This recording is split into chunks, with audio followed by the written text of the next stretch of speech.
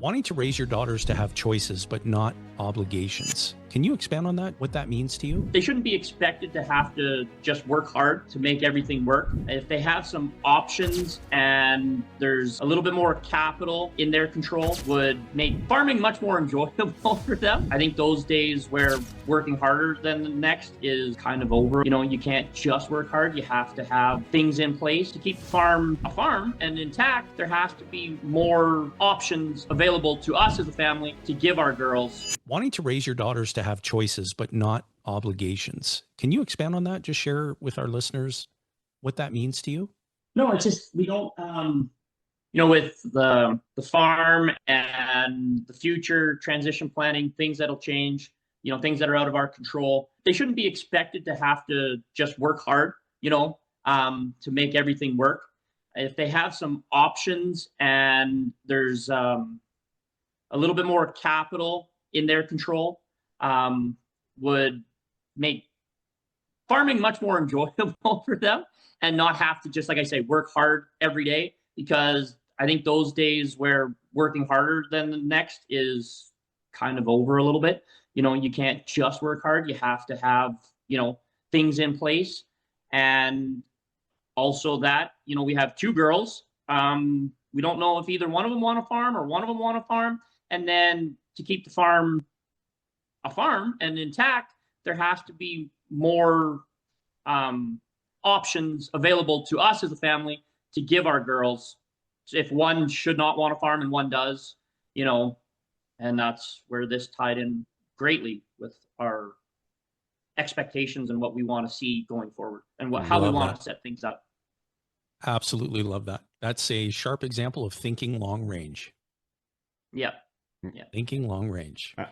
I'm sure being around the, you don't sit around a water cooler when you're farming too much, but every once in a while you stop in the field and you pass somebody on the road and you do a wave as two tractors go by, and you do find a coffee shop where two farmers get together. I'm curious. I'm sure you guys have heard a lot of stories about people who've had family transitions where sometimes a farm goes smoothly to the next generation. And I'm sure you've had some stories where you've heard that they don't always work out that way. So I would imagine some of that has influenced your decision about wanting to make sure you're set up in a different format. Is there some stories like that have come across your guys' desk where you're just like, we need to be looking at this a little bit differently? Pretty much everybody in our inner circles. Like both me and Ryan, our fathers are still calling the shots on their farms. They're past retirement age now. Nothing was in place, so they're just going to keep farming. They don't want to really make a plan. And that's frustrating on our part.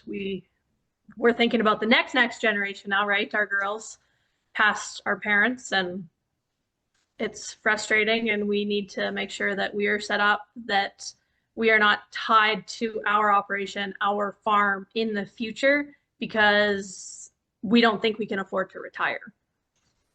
And we don't want to expect our girls to pay us to retire either. That's another flip side in the ag industry, right? Is, oh, well, my kids have to pay me to retire, or there's so many different scenarios. We don't want to put our girls in that situation. And if we start now, we won't be in that position. We will be well set up for them and for our future. Look, farm families have so much value to pass on, but have you ever wondered how to transition the family farm to the next generation? Or maybe you're the one thinking about taking it over?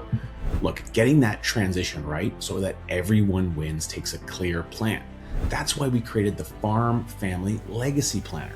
And you can get it free when you claim your copy of this book, Growing Your Own Capital. Just go to growyourowncapital.com, download the book, and you will unlock all of the amazing bonuses, which includes the Farm Family Legacy Planner. Get started building that legacy today. What are some of the biggest financial challenges that young farmers face that maybe other people never see? Well, the sheer dollar value to get into it. If you're looking at just buying a quarter of land to start farming, that I would say in Alberta is anywhere from $500,000 to $1 million plus for a quarter in Alberta. So that's a big price tag. And starting out, banks, they're very leery with young people and those big dollar values. And so it's hard. Yeah, more than once, we've been told from a bank that they'll match our capital on hand, so that growth is very slow, right?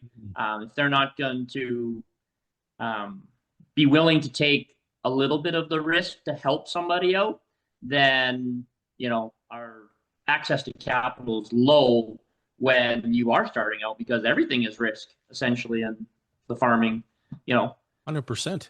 And I'm curious, why Dan? Did you feel that he understood, maybe farming because he actually lived it?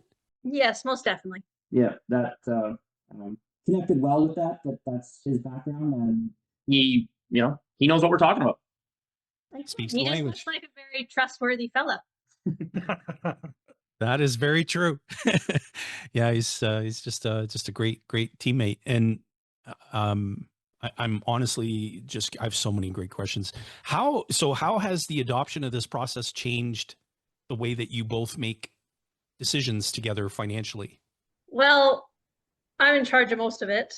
He doesn't really know the online stuff. So it's been a good learning curve for me. It's been an easy learning curve for me, which is also very beneficial because when he needs to learn, I'm very capable of telling him where he needs to go to get there and get our business done. But yeah, I guess just talking about the infinite banking, we became much more comfortable talking about capital and the ways we need to operate our business. Our business has evolved so far in a year where we literally just hit everything. You don't talk about finances. That's scary topics to now where it's just head on. We're facing things head on, and the financial discussions we have is not a scary thing.